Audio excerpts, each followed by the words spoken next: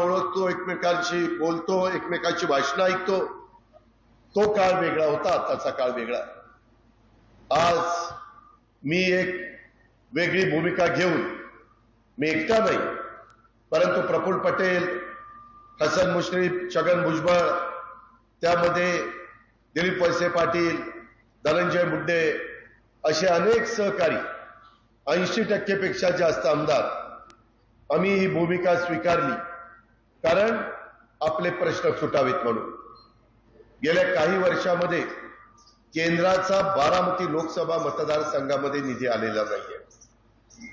आजपर्यंत बारामती परिसरामध्ये जो निधी आला तो राज्य सरकारच्या मार्फत आला. आताच एकनाथराव, देवेंद्रजी, आमचं जे सरकार आहे त्या मार्फत आला, मागच्या सरकारच्या मार्फत आला.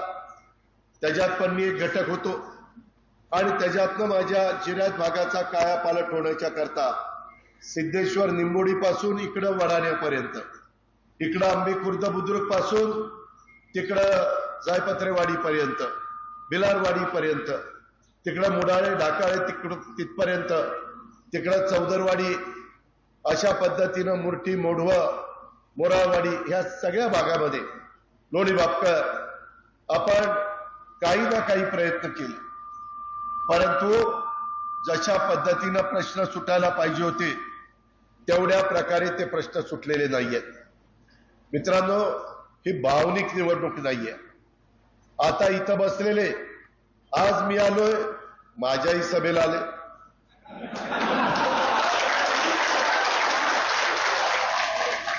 मी ज्यांच्या समोर आता लढतोय ते लोक आले तर तिथंही सभेला जातात. हे दोन डगरीवर कशा करता? आपल्यात एक पद्धत आहे, कुकू एकाच लावायचं असतं. हार सगळ्यांच्या लावायच्या भानगडीमध्ये पडू नका. माझी आपल्याला नम्रतापूर्वक विनंती आहे. मी जे कालपर्यंत आमच्या बरोबर नव्हते त्यांच्या साक्षीनं, वासुदेवराव, बाळासाहेब आणि सहकाऱ्यांच्या साक्षीनं सांगतो, शिवसंग्रामचे आमचे सहकारी आहेत त्यांच्या साक्षीनं सांगतो, सर्वांच्या साक्षीनं सांगतो. मित्रांनो, आज दुष्काळी परिस्थिती असताना काय समस्या आहे? काही लोक कधी तुम्हाला ओळखत नव्हती ती देखील पायाला भिंगरी बांधल्यासारखं येत आहे, वाडी वस्तीवर जात आहे, घरोघरी जात आहेत. मी जेवायला येतो, मी चहाला येतो, मी नाश्त्याला येतो. ह्याच्या आधी कधी त्यांना नाश्ता, जेवण, चहा आठवला नाही. ह्याच्या आधी काय माझ्या सोपा परगणा, काय माझ्या सिरसुपा परिसर, काय माझा लोणी बापकर परिसर आणि बाकीच्या भागातल्या समस्या आहेत, ह्याच्याकडे कधी यांनी डुंकून पण बघितलं नाही. अजून पण काही जण प्रचारात येतील, तुम्ही पण आश्चर्यचकित होऊन बघाल. त्या संदर्भामध्ये माझं आपल्याला विनंती आहे की तुम्ही तुमच्या पुढच्या पिढीचं भवितव्य हे त्या ठिकाणी डोळ्यासमोर आणा. त्याच्यामध्ये पानसरे काकांचा काळ गेला, सांगुडे आबांचा काळ गेला, देवीदास कुंभार असेल, विलास खैरे असतील, अनेक जीवाभावाचे सहकारी आपल्यामध्ये आज राहिलेले नाहीये. आज इथं बबनराव आहेत, आज इथं बापूराव आहेत, बबनराव बोरकर साहेब आहेत, बापूराव चांगुडे साहेब आहेत, इतर काही मान्यवर वडीलधारी आहेत. त्याच्या संदर्भातली नवी पण पिढी आहे. नवी पिढीनं आणि या सगळ्यांनी जरा ऐकून मला काय उगीच दुपारी डोकं तापायला लागला. एक तर उन्हाने तापलंय, तू जरा गप्प बस, माझं भाषण झाल्यानंतर मला भेट, डिपार्टमेंट त्याला सांगा जरा दोन गोष्टी समजू. मित्रांनो, यामध्ये साऱ्याचा प्रश्न निर्माण झालेला आहे, पाण्याचा प्रश्न निर्माण झालेला आहे. आता सहकारी सांगत होते की आपला कालवा सल्लागार समितीमध्ये जनाई, शिरसाई, पुरंदरला जे पाणी दिलेलं आहे ते पाणी आता पिण्याकरता तरी देण्याची व्यवस्था त्या बाबतीमध्ये करा. मी पण तुमचा 32-33 वर्ष आमदार म्हणून काम करतोय. मगाशी ज्ञानेश्वर कौल्यांनी काही उल्लेख केला, काही माझ्या सहकारी मित्रांनी इथं उपोषणाला देखील बसले. त्याबद्दलचे सगळं जे काही घडलं तुम्हाला माहिती आहे.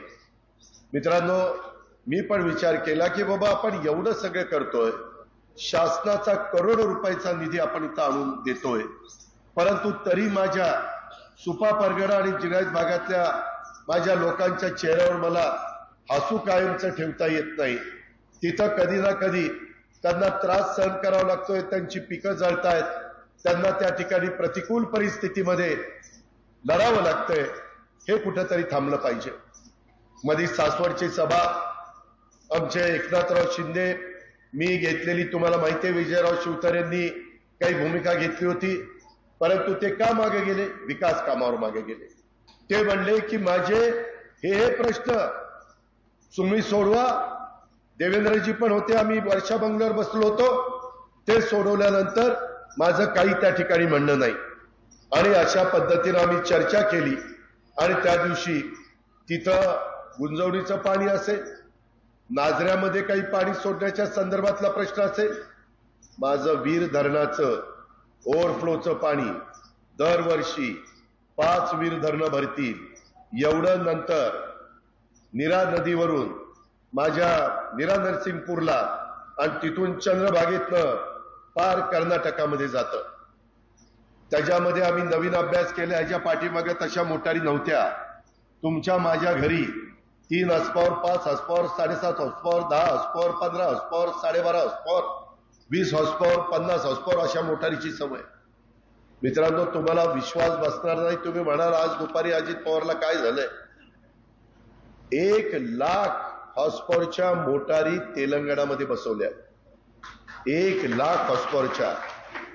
आणि अशा पद्धतीनं ज्या भागामध्ये पाणी नव्हतं त्या भागामध्ये पाणी नेलं गेलं. ते तिथले मुख्यमंत्री पराभूत झाले, त्यांचं सरकार आलं नाही, परंतु त्यांनी पाणी नेलं. मध्ये ते बघा सगळेजण त्या पक्षामध्ये जायला लागलेले होते, परंतु त्यांचाच पक्ष हरल्यावर सगळे थांबले आणि पुन्हा सगळे वळले. मित्रांनो, आता आपल्या वीर धरणातनं ओव्हरफ्लोचं पाणी जे नीरा नदीमध्ये जातंय, तिथं मोठा पंप टाकून पाणी आपल्या पुरंदर आणि बारामती तालुक्यामध्ये आणायचंय. आणि ते आणत असताना ते फक्त 1.5 महिनाच पाणी मिळतंय. त्या 1.5 महिन्यातच सगळं इथं मोठ्या प्रमाणावर, मग ते नाझरा असेल किंवा इतर वेगवेगळ्या प्रकारचे तलाव असतील, मग माझा तरडोलीचा असेल, माझा वाकीचा असेल, माझा सुप्याचा असेल, माझा बोरकरवाडीचा असेल, सगळे तलाव, मी नावं घेत बसत नाही, वाडाण्याचा असेल, त्या तलावामध्ये पाणी टाकण्याच्या करता आपल्याला निश्चितपणे त्या कामाला लोकांना लावलेलं आहे. पूर्वी लाईट बिल यायचं, त्याच्यामुळे तुमचं माझं कंबरडं मोडायचं. यावेळेस नरेंद्र मोदी साहेबांनी जो जाहीरनामा दिलाय त्याच्यामध्ये एवढा मोठा सूर्यप्रकाश लख्ख आपल्या महाराष्ट्रामध्ये, भारतामध्ये, त्याचा फायदा घेऊन सोलरवर त्या ठिकाणी वीज तयार करायची आणि ती त्या पंपांना द्यायची. अशा पद्धतीनं एक निर्णय आम्ही घेतलेला आहे. आपल्या पुरंदर उपसा सिंचन योजनेला 54 कोटी रुपये त्या ठिकाणी टाकलेले आहेत. करा नदीवर बारामती तालुक्यात 13 साखळी बंधाऱ्याचं नूतनीकरण करण्याच्या करता तो निर्णय त्या ठिकाणी आपण घेतलेला आहे. त्याच्या संदर्भातलं सगळ्या गोष्टी केलेल्या आहेत. चौदरवाडी परिसरात 1000 हेक्टर, परंतु त्याच्यातनं प्रश्न सुटत नाही. त्याच्याबरोबर चौदरवाडीचे पण आजूबाजूची गावं जवळपास 27-28 कव्हर करावी लागत आहेत. नाहीतर बाकीची म्हणतात की आम्ही काय घोडं मारलंय, तुम्ही आम्हाला देत नाही. जलाई शिरसाईच्या बद्दल आता खडकवासला, वरसगाव, पानशेत आणि टेमघर ह्याचं पाणी येतंय. ते पाणी दिवसेंदिवस प्यायला चाललेलं आहे. त्याकरता देवेंद्रजी फडणवीस, मी आणि एकनाथराव शिंदे आम्ही बसलो. त्याच्यातनं मुळशी धरणातलं पाणी पुण्याला प्यायला घ्यायचं आणि मुळशी धरणाची उंची वाढवायची. ती याला कमी खर्च येतोय. जसं मध्ये मी फ्लॅटची उंची वाढवली, माझ्या उजनीची 7 TMC पाणी उजनीला वाढलं. ज्यावेळेस उजनी भरतं, ज्यांना माहिती आहे त्यांना विचारा, 114% उजनी भरलं जातं, 100% नाही, 114%. तीच गोष्ट मी कोयनेला केली, तीच गोष्ट अजून काही धरणांना केली. तशा पद्धतीनं मुळशीमध्ये उंची वाढवण्याच्या करता 80% जमीन टाटाच्या ताब्यामध्ये, 20% घ्यावी लागेल. त्याच्यातनं 2 TMC पाण्यामध्ये माझ्या मुळशी तालुक्याचा टप्पा 1, टप्पा 2 हे भागतंय. त्याच्यामध्ये कुठली अडचण येत नाही. आणि अशा पद्धतीनं आपली पण जनाई आणि शिरसाई चालण्याच्या करता आपल्याला अधिकचं पाणी कुठलं तरी उपलब्ध करून घ्यावं लागणार आहे. मी आपल्याला सगळ्यांना सांगतो, भावनिक मुद्दा करून आताच्या निवडणुकीमध्ये आपण वेगळा विचार करू आणि मग विधानसभेला बघू. तसं केलं तर तुम्ही तुमच्या पायावर धोंडा पाडून घ्या. कसा तर केंद्र सरकारमध्ये वासुदेवरावांनी सांगितलं त्या पद्धतीनं देशामध्ये हवा मोदी साहेबांची आहे, मोदी साहेबांची आहे. त्याच्यामध्ये 65% जनता म्हणते की मोदी साहेब पंतप्रधान झाले पाहिजे. याचा अर्थ मोदी साहेब पंतप्रधान होणार. त्या संदर्भामध्ये केंद्रात त्यांच्या विचाराचा खासदार माझ्या पुण्यातनं, बारामतीतनं, शिरूरमधनं, मावळातनं गेला. मी जिल्ह्यापुरतं बोलतोय, राज्यातनं तर सगळे पाठवायचा आपला प्रयत्न चाललेलाच आहे. तर तिथून आपल्या खासदारांना सांगून आता या सगळ्या पैसा आमच्या एकट्या राज्य सरकार, माझ्या हातात 6 लाख कोटी आहेत. पुढच्या वर्षी कदाचित 10% बजेट वाढतं, 6.5 लाख कोटी होती. परंतु हे सगळे विकासाचे प्रश्न सोडवण्याच्या करता पेन्शन पगारालाच मला 3 लाख कोटी रुपये लागतात. मला म्हणजे सरकारला पेन्शन पगार, जे काही सगळे शासकीय निमशासकीय अधिकारी कर्मचारी आहेत, नगरपालिका, महानगरपालिका, पंचायत, नगरपंचायत, ग्रामपंचायत, त्यामुळं राज्य पण चाललं पाहिजे. मग एकटं आपलं 6.5 लाख कोटीचं बजेट आपल्याला भागत नाही. त्याकरता केंद्राची मदत पाहिजे. 10 वर्षामध्ये आपल्या खासदारांनी केंद्रातनं कुठली मदत आणली नाही, कुठलीही मदत आणली नाही. आणि हे सगळं करायचं म्हटलं तर जसं मोठ्या प्रकल्पाच्या बाबतीमध्ये गोसीखुर्द प्रकल्प, त्याला केंद्राने मदत केली तेव्हा तो विदर्भामध्ये पूर्णत्वाला गेला. मी उद्या पंतप्रधानांना सांगू शकतो, माझी त्यांची ओळख आहे, मी त्या ठिकाणी अमित भाईंना सांगू शकतो की बाबा हे आमचं दुखणं आहे आणि 50 वर्ष आम्ही प्रयत्न करतो, नाही केला असं नाही. आम्ही पाझर तलाव केले, प्रश्न सुटला नाही. आम्ही जदाई सरसाई केली, मर्यादा आल्या. पुरंदर उपसा सिंचन केली, पाणी अतिशय खराब आणि 5-6 टप्प्यांमध्ये उचलावं लागतंय. तरी देखील तिथला दुखणं आम्ही आता दूर केलंय, कारण तिथं सोलर पॅनल बसून ती वीज तयार करतोय. ज्ञानेश्वर कवले त्या मिटिंगला होता, इतर पण माझे सहकारी होते. आणि माझी प्रशासनावर पकड आहे, देवेंद्र फडणवीसांची प्रशासनावर पकड आहे. आम्ही काम करतो ते वाजून करतो. त्याच्यामध्ये एखादं नाणं असतं खणखणीत, तशा पद्धतीनं आपलं काम असतं. आणि मी विकास पुरुषाच्या मागे गेलेलो आहे, विकासाकरता गेलेलो आहे. मी मगाशीच या नेते मंडळीच्या देखत सांगितलं, सगळ्या जाती धर्माला न्याय मिळाला पाहिजे, याच्यापासून मी यत्किंचितही बाजूला गेलेलो नाहीये. त्याच्या संदर्भामध्ये कुणालाही विश्वास करून चालत नाही, जातीय सलोखा ठेवावा लागतो. आज देखील मला इथं आल्यानंतर काही कार्यकर्त्यांनी सांगितलं, दादा दौंडमध्ये चोऱ्या वाढल्यात, दादा आपल्या सुप्यामध्ये धनवाडीच्या परिसरात चोऱ्या वाढल्यात. आता चोरी करणारे हे दरोडेखोर एवढे पोहोचलेत की ड्रोन लावतात, ड्रोन. आणि त्याच्यातनं जर संपत जगतापाची वस्ती आहे, कोण कोण वस्तीवर आहे, कुठं कडी लावली, कुठं कुत्री बसली, कुठं माणसं बाहेर आहेत आणि किती माणसं आत आहेत, हे ड्रोननी बघतायत.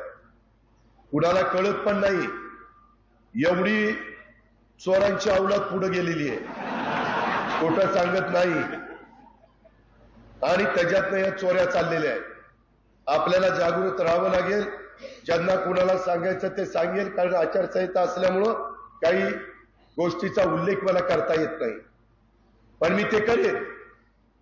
देवेंद्रजी आणि मी पण उद्या 18 तारखेला आपला बारामती लोकसभा मतदारसंघाचा फॉर्म भरणार आहे. वासुदेवराव, बाळासाहेब, पुरुषोत्तम नवदा, दिलीपराव सगळे आम्ही तिथं हजर राहणार आहे. तुम्हालाही तिथं यायचं आहे.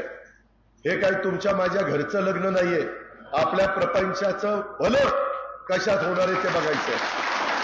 म्हणून मी सांगतोय, भावनिक होऊ नका. काही जण येतील, माझ्या घरातली भावंड येतील, अरे जरा बघा राव, बघा एवढ्या वेळेस बघा, अरे सारखंच बघितलं, एवढ्या वेळेस काय लावलंय, कधी सोडलं नाही, सारखंच बघितलं की. ही गोष्ट लक्षामध्ये ठेवा.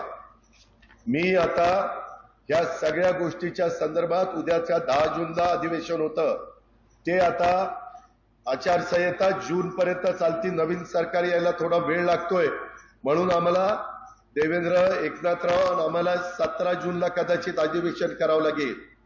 त्या अधिवेशनामध्ये हे जे काही आपले बंधाऱ्याच्या बद्दलचे आणि बाकीच्या पाण्याच्या बद्दलचे हे जे काही दुखणारी प्रश्न आहेत, हे आपल्याला मी पिण्याच्या पाण्याच्या योजना करण्याच्या करता मोठे मोठे स्टोरेज टँक केले, तुम्ही बघितलंय, परंतु ते पण कमी पडतायत. कॅनॉलच्या कडेला कितीतरी मोठे स्टोरेज टँक केलेत, पण त्याच्याकरता आपल्याला मी सांगतोय त्या मार्गाने गेल्याशिवाय राहता येणार नाही.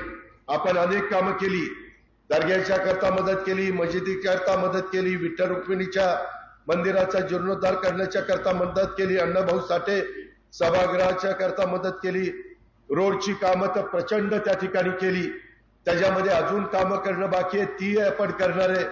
त्याच्यामध्ये हॉस्पिटल 100 बेडचं काम चाललेलं आहे, 30 बेडचं हॉस्पिटलचं काम झालेलं आहे, पेयजल योजनेचं काम चाललेलं आहे. त्याच्यामध्ये 50% रक्कम केंद्र सरकारची आहे. सगळे पैसे महाराष्ट्र सरकारचे नाही. कोट्यावधी रुपयाच्या योजना पेयजलच्या ज्या देशात चाललेल्या आहेत, हर घर नल ही मोदी साहेबांची योजना आहे. जर 20,000 कोटी रुपयाची कामं किंवा 50,000 कोटी रुपयाची कामं माझ्या महाराष्ट्रामध्ये चालू असतील तर 25,000 कोटी रुपये ते पाठवतात. पहिले पैसे त्यांचे येतात, मग आपण बजेटमध्ये तरतूद करतो, ते पैसे देतो. मित्रांनो, आपण आहे ते मोठं कोयना किंवा उजनी सारख्या धरणासारखं आहे आपलं बजेट, त्यांचं समुद्रासारखं आहे.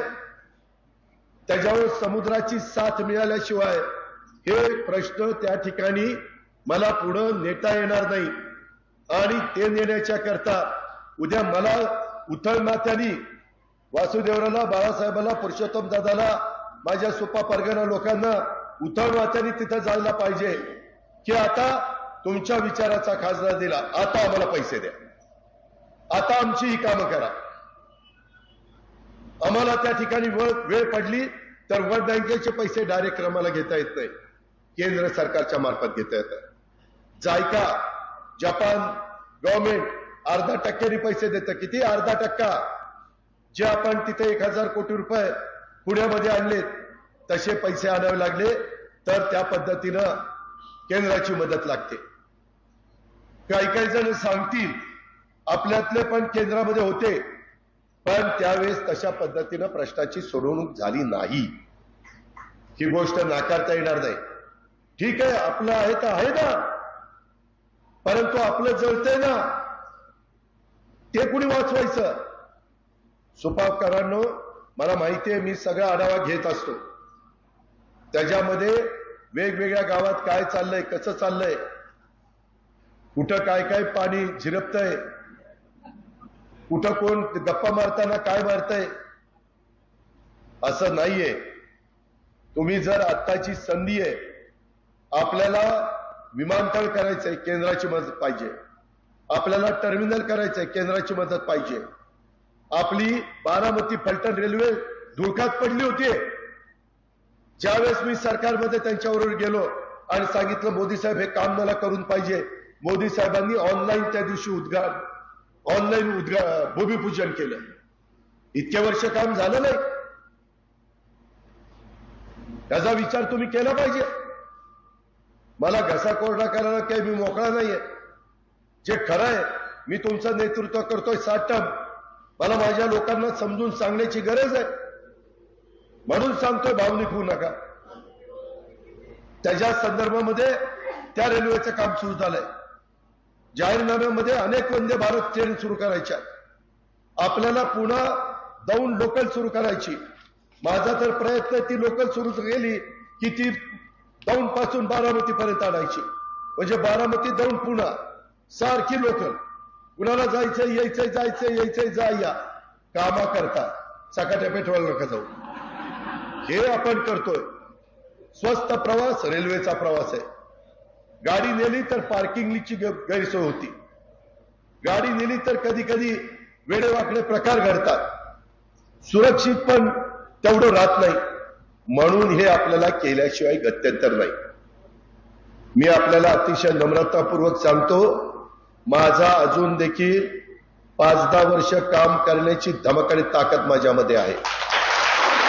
तसं इतरांनी काय काम केलंय तुम्हाला माहिती आहे. इतरांनी अजूनही बऱ्याच कार्यकर्त्यांना नावानिशी तर कोणी ओळखत नाही. सोपाना तू पण कधी कधी बिघडतो. फोन करून मला सांगितलं, दादा आलो, वळणावर आलो. पण आता वळण सोडू नको, रस्ता सोडू नको. तुलाही भावनिक करतील, तुला तर मोठं पुढारी व्हायचंय. आपली गावात दौडला असताना तो इलेक्शनला लढायचा, फॉर्म भरायचा. ठीक आहे. दुसरी गोष्ट मित्रांनो, मी अनेक बाबी आता बबनराव बोरकर बसलेत. CSR मध्ये किती कोटी रुपये त्यांना दिले? कुणी दिले? तरडोलीच्या परिसरामध्ये बंद पाईपलाईन मधून कुणी पैसे मंजूर करून आणले? परवा 3-4 कोटी रुपये मंजूर केले. कशाला म्हणतात 3-4 कोटी रुपये? अरे 5 रुपये 5 कुणाला कोण देत नाही. आणि आज कोट्यावधी मी कशामुळे करतो? आज त्यांची मोठ्या लोकांची माझी ओळख झाली. इतक्या दिवस माझी ओळख मोठ्यांची नव्हती. मी आपला खाली कार्यकर्ता म्हणून काम करत होतो. तुम्ही जरा आत्मचिंतन आत्मपरीक्षण करा. 90 ला मी राजकारण सुरू केलं. 90 पासून कालपर्यंत मागच्या निवडणुकीपर्यंत कधी नेत्यांना एक फॉर्म भरल्यानंतर शेवटच्या सभेला यायचे की नाही? आता का गावोगावी फिरतात? का मला विरोध करतात? मी इतके वर्ष साथ नाही दिली. कशात कमी पडलो? आणि त्यामुळे मी सांगतोय की याच्यामध्ये भावनिक होऊ नका. त्या संदर्भामध्ये हे आता कोणी कोणी फिरतंय. जरा 7 तारखेचं मतदान होऊ द्या. 8 तारखेला ह्याच्यातल्या 2-4 लोकांनी तर नाही परदेशी दौरा काढला तर नावाचा यांचं काम नाही. या लोकांचं काम नाही. आता उगीच येत आहेत असं तसं काय काय काय काय गुळगुळ सांगतायत. आता काही काहींनी आम्ही टँकर देऊ, आम्ही चारा देऊ, आम्ही छावणी देऊ, आम्ही डेपो उभा करू. 7 तारीख होऊ द्या. याच्यातलं एकाने जर तुम्हाला तोंड दाखवलं, याला म्हणेल ते ऐकू. नंतर मीच आहे. आम्ही महायुतीच आहोत, दुसरं कोण नाही. त्याच्यामध्ये एकनाथराव शिंदेच आपल्याला मदत करणार आहे, देवेंद्र फडणवीसच मदत करणार आहे. आणि ते जी कमिटी असती डिझास्टर मॅनेजमेंटची, त्याचे प्रमुख आहेत अमित शहा. कुठं दुष्काळ पडला, कुठं गारपीट झाली, कुठं अवकाळी पाऊस पडला, कुठं अतिवृष्टी झाली, जे काही संकट येतात त्या संकटाकरता केंद्राचा निधी लागतो. त्याला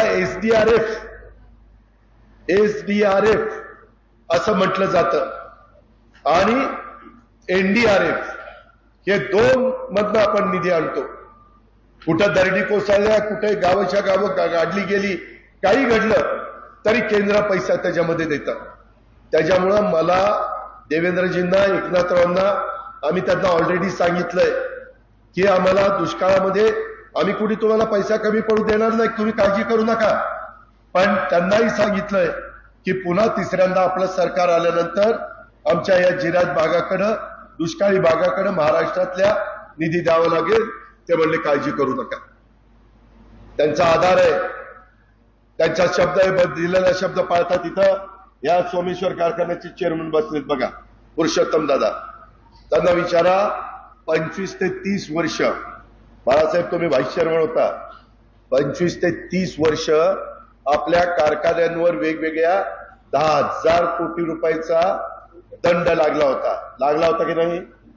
इन्कम टॅक्स लागला होता, उसाला जास्त भाव दिला म्हणून.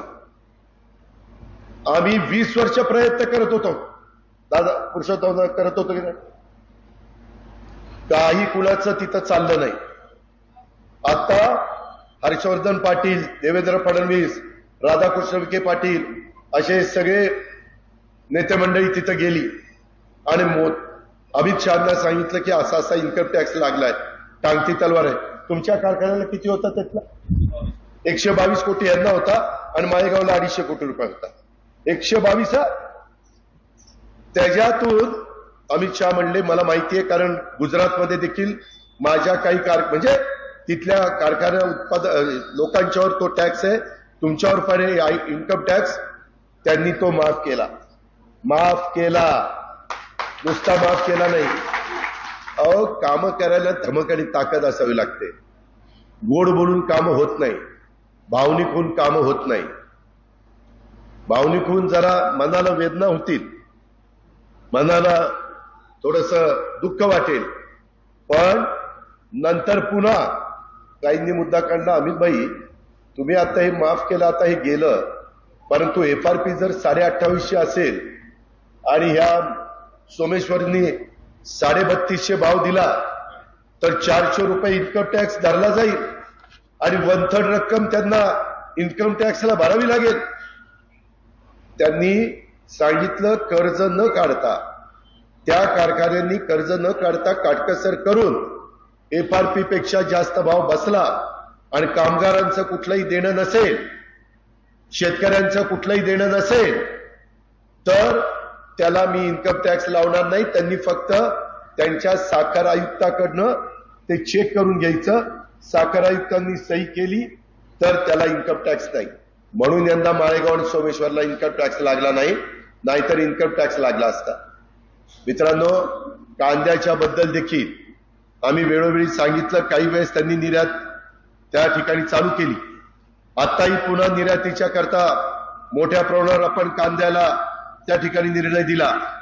तिथं बसणाऱ्यांना, शेतकऱ्यांनाही सांभाळावं लागतं आणि 90% कांदा खाणारा जो समाज आहे त्यांनाही सांभाळावं लागतं. त्याकरता थोडस आपलं दुखणं होतं. आम्ही मध्ये फारच कमी मिळाले म्हणून त्याच्यात सरकारने अनुदान दिलं कांद्याला आणि काही कोटी रुपये सहन केले. आम्ही सोयाबीनला अनुदान दिलं, आम्ही धानाला अनुदान दिलं. आता दुधाच्या संदर्भातली परिस्थिती निर्माण झाली, 5 रुपये लिटरला दुधाला अनुदान दिलेलं आहे. काहींनी मला तक्रार केली की दादा आमचे ते व्यवस्थितपणे पैसे अजून मिळाले नाहीत, काहींचे राहिलेत. थोडस ऑनलाईन असल्यामुळं काहीतरी त्याच्यात मिस्टेक झाली होती. परंतु मी तुम्हाला सांगतो, उद्याच्या हे सगळं आचारसंहिता संपल्यावर पुन्हा आम्ही सरकारमध्येच आहोत. देवेंद्र, मी आणि आमचे एकनाथराव, आम्ही सगळे, राधाकृष्ण विखे पाटील ते दुग्ध विकास मंत्री आहेत, त्याबद्दलचं राहिलेलं पण देणं सगळं क्लिअर करू. एक पैसा कुठल्या शेतकऱ्यांचा माझ्या बळीराजाचा ठेवला जाणार नाही. अशा पद्धतीनं काम करत असताना आता मोदी साहेबांनी 300 युनिट पर्यंत गरीब जे वीज वापरतात त्यांना मोफत वीज देण्याचा निर्णय घेतलाय. मोफत वीज. आणि नरेंद्र मोदी साहेब जे बोलतात ती मोदी साहेबांची गॅरंटी आहे. ते म्हणतात मोदी की गॅरंटी आणि लोक टाळ्या वाजवतात. लोकांना विश्वास आहे. इथं जसं तुम्हाला अजित पवार की गॅरंटीचा विश्वास आहे तसा तिथं मोदी की गॅरंटी. आता आपल्याला आपली गॅरंटी, तिथली गॅरंटी, तिथला फायदा उठवायचा. हे दुसरं कोणी उठू शकत नाही. दुसरं कोणी उठू शकत नाही. वेळ होतो याची मला जाणीव, पण मी तुम्हाला ह्याच्यात शिरावं म्हणून सांगतोय. इथनं ऐकून इथं काढू नका बाहेर. आणि पुन्हा येणे माझ्या मागल्या आहेच. दादा ही तिकडे गेला आणि दादा ही इकडे गेला. गाव पातळीचे प्रश्न आहेत. मी जर कुठे मदत करत असेल, कमी मदत झाली तर माझ्यावर नाराजी आहे. 25-15चा पैसाच आम्हाला दिला, हे कामच आम्हाला दिलं नाही, हे काम दुसऱ्यालाच दिलं, टेंडरच आम्हाला भरून दिलं नाही. असल्या काही काही गोष्टी मला माझ्या सहकाऱ्यांनी पण सांगितल्या आणि भाजपच्या पण माझ्या मित्रपक्षांनी माझ्या कानावर घातल्या. त्या मी दुरुस्त करीन. माझ्या कानावर हे अलीकड फिरताना दादाचं काय नाही रे, दादा लय कामाचा माणूस आहे, पण दादाच्या खालची पिल्लावळ लय बेकार आहे. अरे पण त्या पिल्लावळी करता मला का दोष देत आहे? माझ्या बायकोला का दोष देत आहे?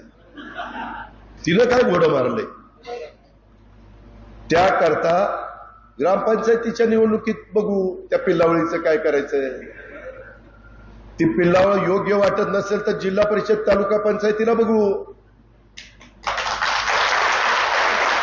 किंवा इतर ज्या निवडणुका तुमच्या हातात आहेत. काही एवढ्यावर बापूराव संपलं नाही. टोपी टोपी तुमचं हनुमानवाडीचं पाणी पुरवठ्याचं धनवाडीचं हनुमान पाणी पुरवठ्याचं कर्ज या अजित पवारांनी माफ केलं, दुसऱ्या नाही केलं. शंकरराव भाऊ वासुदेवराव खासदार होते तेव्हा भाऊंनी इथं कर्ज मंजूर केलं होतं आणि बिचारे आमच्या भूविकास बँकेचं कर्ज इतकी बिचारी मेटाकुटीला आली, काय ती चालना, काय ती पाणी निघना, शेवटी जमिनी जातात का काय अशा प्रकारचा प्रसंग आला, रडायची पाळी आली. परंतु आम्ही लोकांनी ते धनवाडी हनुमान पाणी पुरवठ्याचं कर्ज माफ त्या ठिकाणी केलं. आपल्याकडे फॉरेस्टचे पण प्रश्न आहेत. मगाशी मी तुम्हाला सांगितलं की त्यामध्ये आपण फॉरेस्टचा शेवटचा निर्णय यांना विचारा. पहिलं फॉरेस्टचं काम येतं पुण्यात, पुण्यातलं जातं नागपूरला, नागपूरला जातं भोपाळला आणि भोपाळनं जातं दिल्लीला. दिल्लीला मोदी साहेबांच्या विचाराचा खासदार जाईल तरच काम होईल ना, का मोदी साहेबांना शिव्या देणाऱ्या खासदाराचं काम होईल? तुम्हीच सांगा. मी तर काय काम न करता रोज भाषणच देत बसलो असतो, पण भाषणही द्यावी लागतात आणि कामही करावं लागतं. त्याकरता आपण सगळ्यांनी ह्या गोष्टीचा विचार करा. मित्रांनो, मध्ये आपल्याला पाणीपट्टी जास्त यायला लागली. तुम्हाला माहिती आहे, एकनाथराव शिंदे, देवेंद्र फडणवीस आणि आम्ही महायुतीच्या सरकारमध्ये असताना तुम्हाला पुन्हा पूर्वोत पाणी ते बिल यायला 650 कोटी रुपये सरकारने तिजोरीत भरले. त्या म्हणजे तिजोरीत नाही, महावितरणला. आता पूर्वीसारखाच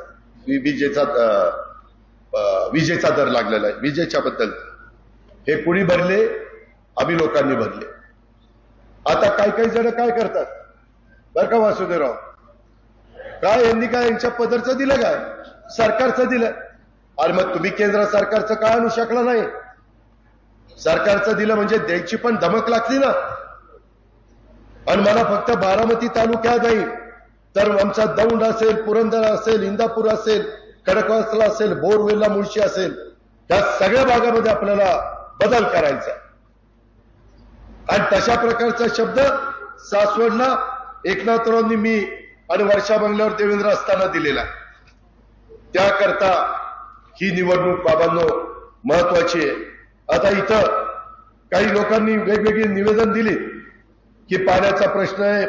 दादा, कित्येक वर्ष आम्ही पाण्यासाठी तडफडतोय, आता मात्र आपण ही परिस्थिती बदलावी अशी आमची आग्रहाची मागणी आहे.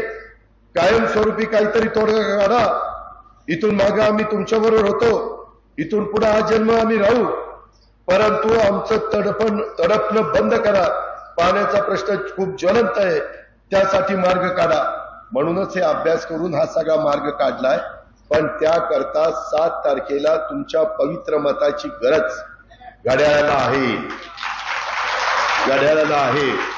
तुम्ही आता गार्डी साहेब, तुम्ही पांडुरंगा, त्याच्या संदर्भात या सगळ्यांना जरा व्यवस्थित सांगा. काही वडीलधारे जरा जुना काळ आठवत असेल तर त्यांना म्हणत जुना काळ आता थोडा बाजूला ठेवा, आता नवीन काळ बघा. आता सासूचे 4 दिवस संपलेत, आता सुनेचे 4 दिवस येऊ द्या असं सांगा ना. काय सासू सासू सासू सुनेने काय नुसतं बघत बसायचं, बाहेरची बाहेरची बाहेरची असं कुठं असतं का? असतं का? आपण घरची लक्ष्मी म्हणून त्यांच्याकडे बघतो. 40 वर्ष झाली तरी बाहेरची, किती वर्ष झाल्यावर घरची? सांगा बहिणींनो.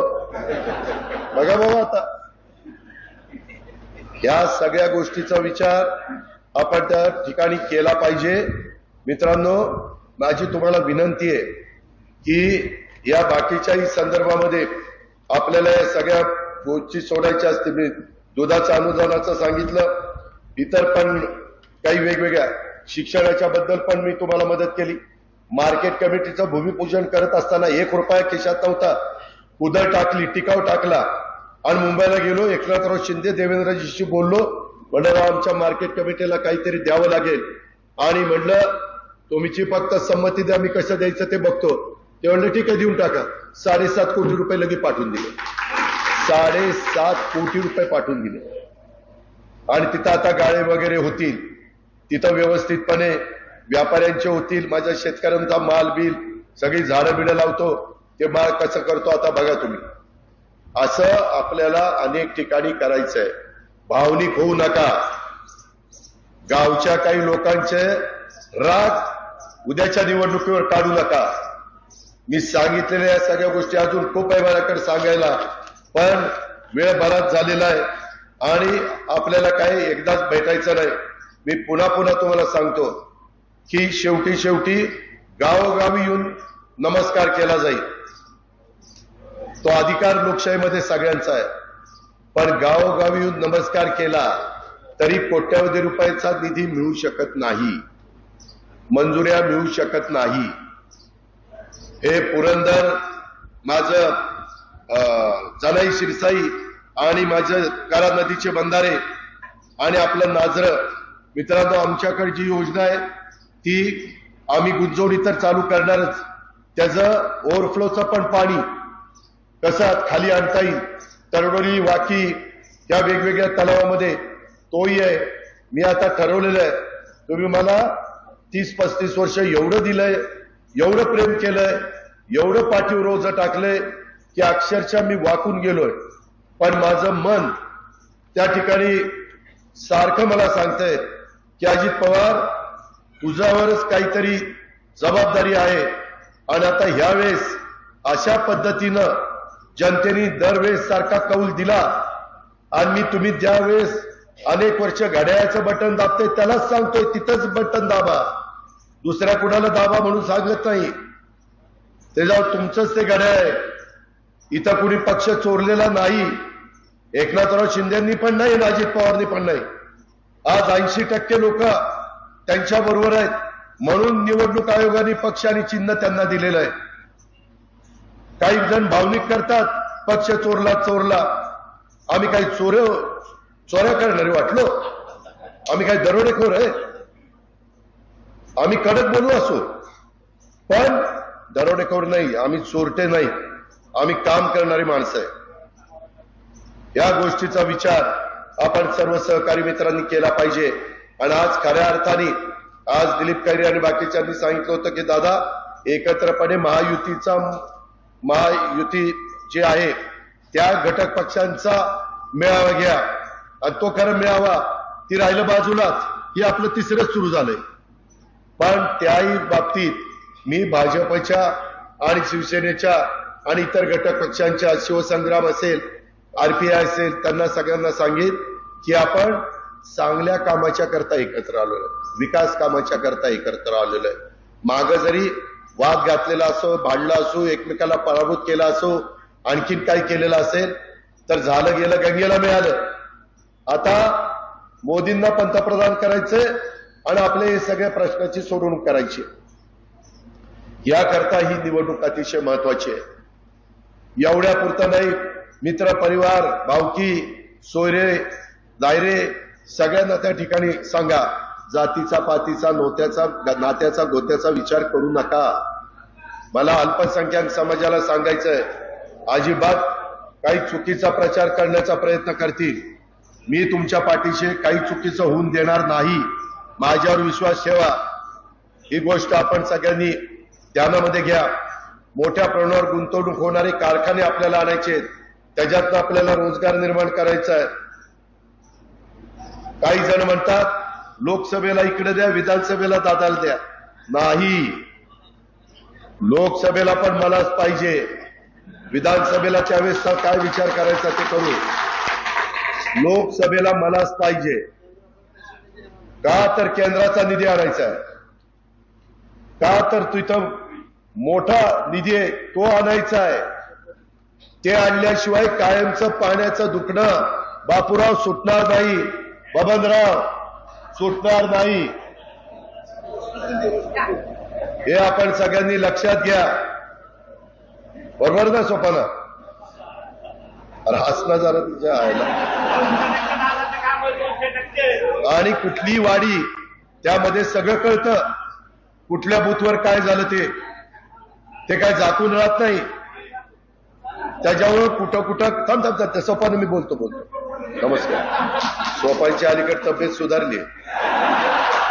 त्या संदर्भामध्ये मी तुम्हाला सांगेन, तुम्ही जरी म्हणला की दादा काळजी करू नका, सगळ्याला समजून सांगू, अमक करू, तरुणांनाही समजून सांगा, वडीलधारांना समजून सांगा, आय वडील तुम्ही पण सगळ्यांना समजून सांगा.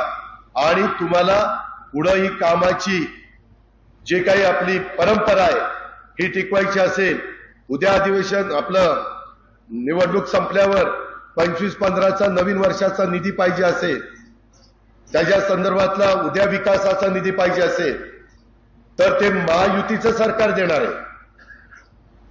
त्याच्या संदर्भामध्ये डीपीसीचा निधी ते कोणतरी पालकमंत्री असतो जिल्ह्याचा, त्याच्या हातात असतो वाटतं द्यायचं, आणि ती तुम्हाला सांगतोय म्हणजे अजित पवारच देणार आहे. जिल्हा परिषद आज अस्तित्वात नाही, तो निधी सीओ देतात. उद्या सीओला मी चंद्रकांत दादा पाटलांनी सांगितलं तर ते आमचं ऐकेल का तुमचं ऐकेल? कुणाचं ऐकेल? विचार करा ना. त्याच्या संदर्भात पीएमआरडीचे प्रश्न, इतर पण प्रश्न आहेत, आणि म्हणून या सगळ्या प्रश्नाची सोडवणूक आणि राहिलेलं आपल्या छत्रपती शिवाजी महाराजांच्या पुतळ्याच्या संदर्भातलं एक काम राहिलंय. दरेकर बाबा तुम्ही पण मला सांगितलं, माझ्या तरुणांनी पण मला सांगितलं, अनेकांनी सांगितलेलं आहे, ते पण त्या ठिकाणी चांगल्या पद्धतीनं करून देण्याचं काम मी करीन, हा माझा तुम्हाला शब्द आहे. महाराजांच्या नावाला साजेस त्या संदर्भात तुमचं माझं थोडंसं आपण चर्चा करून पुढे जाऊ, त्याचबद्दल काळजी करू नका. परंतु असे सगळे प्रश्न हे आपल्याला सोडवायचे आहेत. म्हणून उद्याची लोकसभेची निवडणूक महत्वाची आहे, आणि त्याचबरोबर लोकसभेमध्ये जे सरकार येणार आहे त्या सरकारच्या विचाराचे खासदार हे आपल्या आपल्या भागातनं निवडून गेल्यानंतर आपल्याला त्यांच्याकडनं कामं करून घ्यायची. तुम्ही जर आपल्या खासदारांनी बारामती लोकसभेचा घड्याळाचं चिन्ह घेऊन निवडून आल्यानंतर त्या महायुतीच्या खासदारांनी काम नाही केलं, आपल्याला जाब विचारायचा. अरे फार त्या दिवशी बोलत होता तिथं कार्यालयात, मी जबाबदार, मी त्या खासदाराला बरोबर जाईन.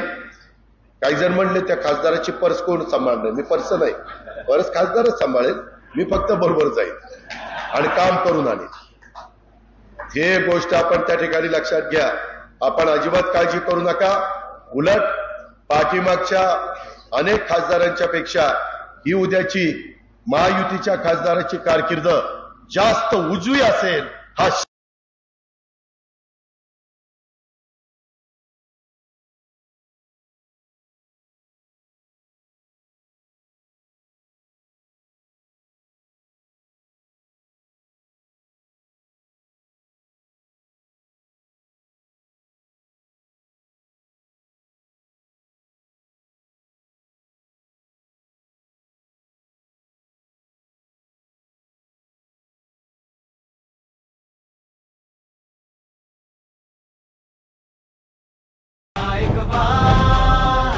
कमळाचे बटन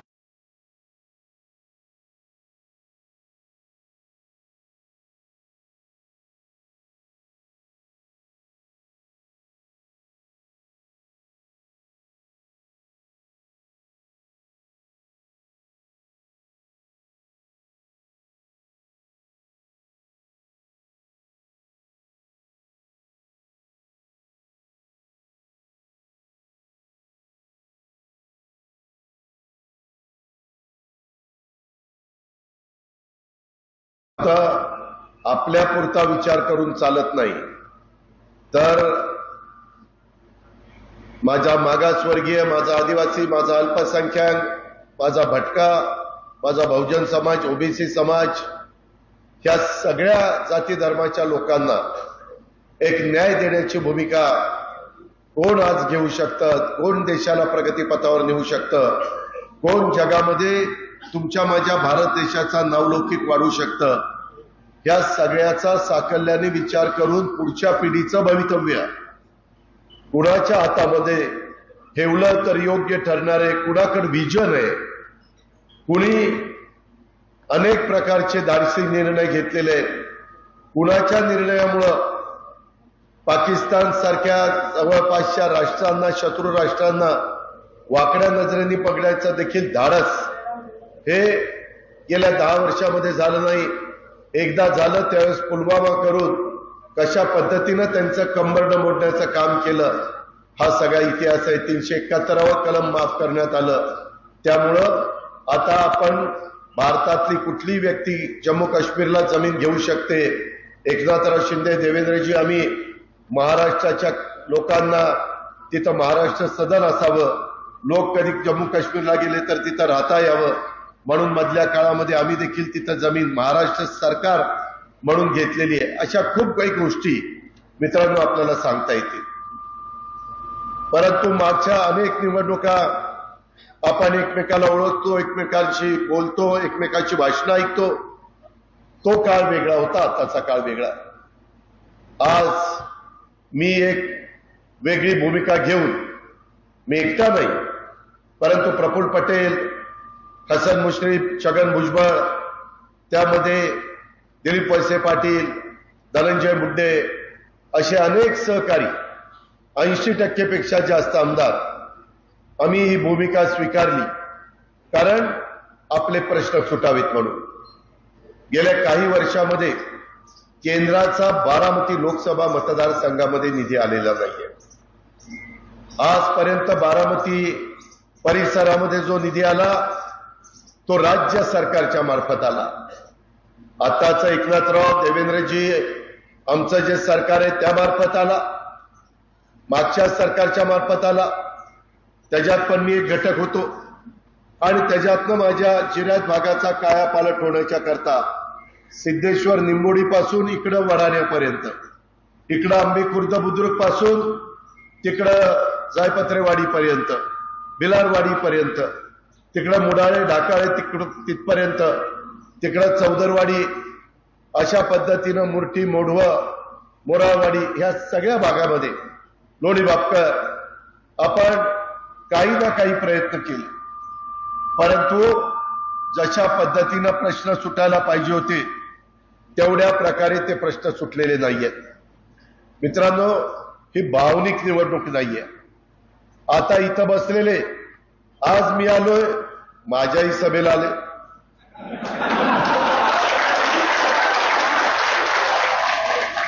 मी ज्यांच्या समोर आता लढतोय ते लोक आले तर तिथंही सभेला जातात. हे 2 डगरीवर कशा करता? आपल्यात एक पद्धत आहे, कुकू एकाच लावायचं असतं. हार सगळ्यांचा लावायच्या भानगडीमध्ये पडू नका. माझी आपल्याला नम्रतापूर्वक विनंती आहे. मी जे कालपर्यंत आमच्या बरोबर नव्हते त्यांच्या साक्षीनं, वासुदेवराव, बाळासाहेब आणि सहकाऱ्यांच्या साक्षीनं सांगतो, शिवसंग्रामचे आमचे सहकारी आहेत त्यांच्या साक्षीनं सांगतो, सर्वांच्या साक्षीनं सांगतो. मित्रांनो, आज दुष्काळी परिस्थिती असताना काय समस्या आहे? काही लोक कधी तुम्हाला ओळखत नव्हती ती देखील पायाला भिंगरी बांधल्यासारखं येत आहे. वाडी वस्तीवर जात आहे, घरोघरी जात आहे. मी जेवायला येतो, मी चहाला येतो, मी नाश्त्याला येतो. ह्याच्या आधी कधी त्यांना नाश्ता, जेवण, चहा आठवला नाही. ह्याच्या आधी काय माझ्या सोपा परगणा, काय माझ्या सिरसुपा परिसर, काय माझा लोणी बापकर परिसर आणि बाकीच्या भागातल्या समस्या आहेत ह्याच्याकडे कधी यांनी डुंकून पण बघितलं नाही. अजून पण काही जण प्रचारात येतील, तुम्ही पण आश्चर्यचकित होऊन बघाल. त्या संदर्भामध्ये माझं आपल्याला विनंती आहे की तुम्ही तुमच्या पुढच्या पिढीचं भवितव्य हे त्या ठिकाणी डोळ्यासमोर आणा. त्याच्यामध्ये पानसरे काकांचा काळ गेला, सांगुडे आबांचा काळ गेला, देवीदास कुंभार असेल, विलास खैरे असतील, अनेक जीवाभावाचे सहकारी आपल्यामध्ये आज राहिलेले नाहीये. आज इथं बबनराव आहेत, आज इथं बापूराव आहेत, बबनराव बोरकर साहेब आहेत, बापूराव चांगुडे साहेब आहेत, इतर काही मान्यवर वडीलधारी आहेत. त्याच्या संदर्भातली नवी पण पिढी आहे. नवी पिढीनं आणि या सगळ्यांनी जरा ऐकून मला काय उगीच दुपारी डोकं तापायला लागला. एक तर उन्हाळी तापलंय, तू जरा गप्प बस, माझं भाषण झाल्यानंतर मला भेट. डिपार्टमेंट त्याला सांगा जरा 2 गोष्टी समजू.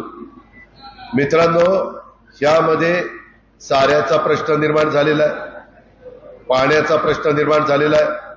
आता सहकारी सांगत होते की आपला कालवा सल्लागार समितीमध्ये जनाई, शिरसाई, पुरंदरला जे पाणी दिलेलं आहे ते पाणी आता पिण्याकरता तरी देण्याची व्यवस्था त्या बाबतीमध्ये करा. मी पण तुमचा 32-33 वर्ष आमदार म्हणून काम करतोय. मगाशी ज्ञानेश्वर कौल्यांनी काही उल्लेख केला, काही माझ्या सहकारी मित्रांनी इथं उपोषणाला देखील बसले. त्याबद्दलचे सगळं जे काही घडलं तुम्हाला माहिती आहे. मित्रांनो, मी पण विचार केला की बाबा आपण एवढं सगळं करतोय, शासनाचा करोडो रुपयाचा निधी आपण इथं आणून देतोय, परंतु तरी माझ्या सुपा परगणा आणि जिनायत भागातल्या माझ्या लोकांच्या चेहऱ्यावर मला हसू कायमचं ठेवता येत नाही. तिथं कधी ना कधी त्यांना त्रास सहन करावा लागतोय, त्यांची पिकं जळतायत, त्यांना त्या ठिकाणी प्रतिकूल परिस्थितीमध्ये लढावं लागतंय. हे कुठंतरी थांबलं पाहिजे. मध्ये सासवडची सभा आमचे एकनाथराव शिंदे, मी घेतलेली तुम्हाला माहिती आहे, विजयराव शिवतारेंनी काही भूमिका घेतली होती, परंतु ते का मागे गेले? विकास कामावर मागे गेले. ते म्हणले की माझे हे प्रश्न तुम्ही सोडवा. देवेंद्रजी पण होते, आम्ही वर्षा बंगल्यावर बसलो होतो, ते सोडवल्यानंतर माझं काही त्या ठिकाणी म्हणणं नाही. आणि अशा पद्धतीनं आम्ही चर्चा केली आणि त्या दिवशी तिथं गुंजवणीचं पाणी असेल, नाझऱ्यामध्ये काही पाणी सोडण्याच्या संदर्भातला प्रश्न असेल, माझं वीर धरणाचं ओव्हरफ्लोचं पाणी दरवर्षी 5 वीर धरणं भरतील एवढं, नंतर नीरा नदीवरून माझ्या नीरा नरसिंगपूरला आणि तिथून चंद्रभागेतनं पार कर्नाटकामध्ये जातं. त्याच्यामध्ये आम्ही नवीन अभ्यास केला. ह्याच्या पाठीमागे तशा मोटारी नव्हत्या. तुमच्या माझ्या घरी 3 हॉर्सपॉवर, 5 हॉर्सपॉवर, 7.5 हॉर्सपॉवर, 10 हॉर्सपॉवर, 15 हॉर्सपॉवर, 12.5 हॉर्सपॉवर, 20 हॉर्सपॉवर, 50 हॉर्सपॉवर अशा मोटारीची सवय. मित्रांनो, तुम्हाला विश्वास बसणार नाही. तुम्ही म्हणाल आज दुपारी अजित पवारला काय झालंय? 1 लाख हॉर्सपॉवरच्या मोटारी तेलंगणामध्ये बसवल्या. 1 लाख हॉर्सपॉवरच्या. आणि अशा पद्धतीनं ज्या भागामध्ये पाणी नव्हतं त्या भागामध्ये पाणी नेलं गेलं. ते तिथले मुख्यमंत्री पराभूत झाले, त्यांचं सरकार आलं नाही, परंतु त्यांनी पाणी नेलं. मध्ये ते बघा सगळेजण त्या पक्षामध्ये जायला लागलेले होते, परंतु त्यांचाच पक्ष हरल्यावर सगळे थांबले आणि पुन्हा सगळे वळले. मित्रांनो, आता आपल्या वीर धरणातनं ओव्हरफ्लोचं पाणी जे नीरा नदीमध्ये जात आहे, तिथं मोठा पंप टाकून पाणी आपल्या पुरंदर आणि बारामती तालुक्यामध्ये आणायचंय. आणि ते आणत असताना ते फक्त 1.5 महिनाच पाणी मिळत आहे.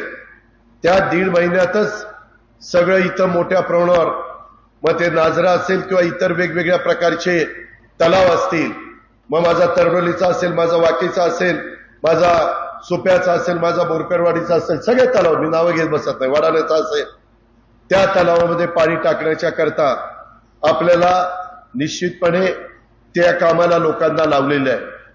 पूर्वी लाईट बिल यायचं, त्याच्यामुळे तुमचं माझं कंबरडं मोडायचं. यावेळेस नरेंद्र मोदी साहेबांनी जो जाहीरनामा दिलाय त्याच्यामध्ये एवढा मोठा सूर्यप्रकाश लख्ख आपल्या महाराष्ट्रामध्ये, भारतामध्ये, त्याचा फायदा घेऊन सोलरवर त्या ठिकाणी वीज तयार करायची आणि ती त्या पंपांना द्यायची. अशा पद्धतीनं एक निर्णय आम्ही घेतलेला आहे. आपल्या पुरंदर उपसा सिंचन योजनेला 54 कोटी रुपये त्या ठिकाणी टाकलेले आहेत. करा नदीवर बारामती तालुक्यात 13 साखळी बंधाऱ्याचं नूतनीकरण करण्याच्या करता तो निर्णय त्या ठिकाणी आपण घेतलेला आहे. त्याच्या संदर्भातलं सगळ्या गोष्टी केलेल्या आहेत. चौदरवाडी परिसरात 1000 हेक्टर, परंतु त्याच्यातनं प्रश्न सुटत नाही.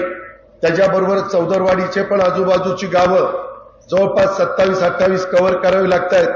नाहीतर बाकीची म्हणतात की आम्ही काय घोडं मारलंय, तुम्ही आम्हाला देत नाही. जनाई, शिरसाईच्या बद्दल आता खडकवासला, वरसगाव, पानशेत आणि टेमघर ह्याचं पाणी येतंय. ते पाणी दिवसेंदिवस प्यायला चाललेलं आहे. त्याकरता देवेंद्रजी फडणवीस, मी आणि एकनाथराव शिंदे आम्ही बसलो.